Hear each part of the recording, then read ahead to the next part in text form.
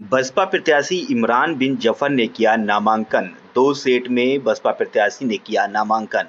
अपने प्रस्तावकों के साथ सादगी से नामांकन कराने पहुंचे इमरान बिन जफर।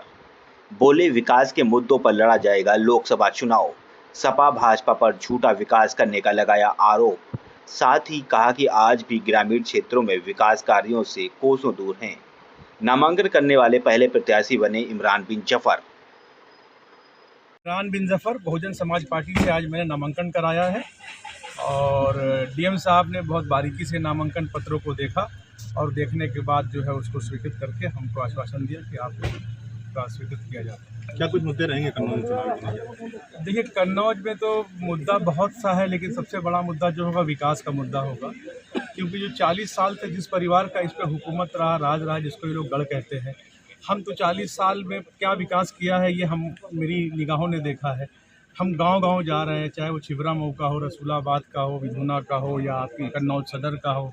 हालात बहुत बुरे हैं, बद से बदतर हैं। इनकी सारी जो पिछली सरकारें गई उन्होंने दिखावा किया, बड़े-बड़े काम किए जो भी किए, लेकिन ज़मीनी स्तर पे जो काम जनता के हित में, जो जनता वोट करती है जिनको अपनी उम्मीदों के साथ, लेकिन उन पे खरे नहीं उतरे।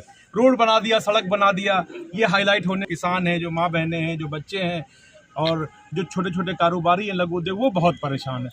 हम तो पूरा समझ लीजिए कि अभी आपका एक यहीं पे गांव है सदर कन्नौज में, ददोरागंज बुजुर्ग करके, सकरान के बगल में, बहुत बुरा हाल है। पानी ऐसा भरा है उस गांव में, यकीन मानिए वहाँ के लोग रो रहे थे, कह रहे थे कि कोई आज तक नहीं आया। हम लोग डीएम क्या चिट्ठी लिख के प्रशासन को दिखा कर थक गए, सांस लेना मुश्किल है। तालाब जैसा भरा, माँ बहनें हेल हेल के उसमें जाती हैं।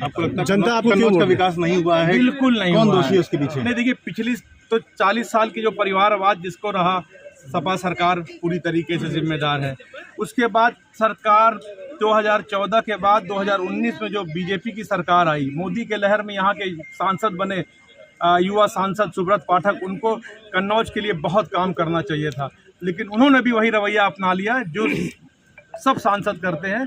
वो भी सपा के पैटर्न पे चले गए, हवाई बातें हुई और जो विकास होना चाहिए उनका जो गोद लिया गाँव पुरनपुरवा, जो गाँव गोद लिया उन्होंने, उसके हालात आप जाके देख लो कितने बुरे हैं। तो सारा कुछ इसमें यह है कि विकास पे रहेगा, परिवारवाद फिर रहेगा, गढ़ को खत्म करना है जो लोगों ने अपना वर्चस्व बना लिया है कि सिर्फ हमारे गढ़ रहा। अब तो तीनों सीटें और जनता आपको क्यों वोट दे? जनता, देखिए, सबसे बड़ी बात है कि एक नई पहल होनी चाहिए राजनीति में और अच्छी सोच के लोग आने चाहिए। जो आए वो जनता की परेशानी को कम करे, ना कि अपनी परेशानी कम करने लगे और जनता की बढ़ाने लगे। इससे पहले भी आप कन्नौज से किस्मत आजमा चुके हैं? जी, हम 2014 में मैंने आम आदमी पार्टी से चुनाव लड़ा था। 10 दिन का चुनाव था, वो भी मेरी बहुत ईमानदारी का चुनाव था। 10 दिन में हमने जिस तरीके से चुनाव लड़ा, जनता ने जो प्यार दिया और जनता को उस बात का अफसोस रहा कि आपके पास वक्त कम था, आप पहुंच नहीं पाए, फिर भी हम 5000 के आसपास वोट पाए मोदी लहर में। और मुख्यमंत्री अखिलेश यादव जी थे उस दौर और माननीय डिम्पल यादव जी चुनाव लड़ रही थी। आप समझ सकते हैं कि मेरा चुनाव लड़ना उस वक्त कितना मुश्किल नहीं देखा। कैसे कह सकते हैं? अगर मुड़ के नहीं देखा होता तो इस पार्टी मुझे टिकट ही नहीं देती। 5 साल तो आप जो है क्षेत्र में कहीं एक्टिव नहीं रहे हैं, जैसा कि आपने भी आरोप लगाया है कि 5 साल विकास नहीं हुआ, तो जनता की मूलभूत जो समस्याएं थी उनको आपने भी तो 5 साल नहीं उठाया। देखिए, विपक्ष क्या कर सकता है? हमारे पास कौन सी ताकत आपने दे रखी है जिसके लिए हम करें? हम पिछले 2014 से 2024 चल रहा है, हमारा पूरा गांव गुरसहायगंज समधन से लेके जितना भी कन्नौज लोकसभा का था, उस सबसे मैं बराबर संपर्क में था।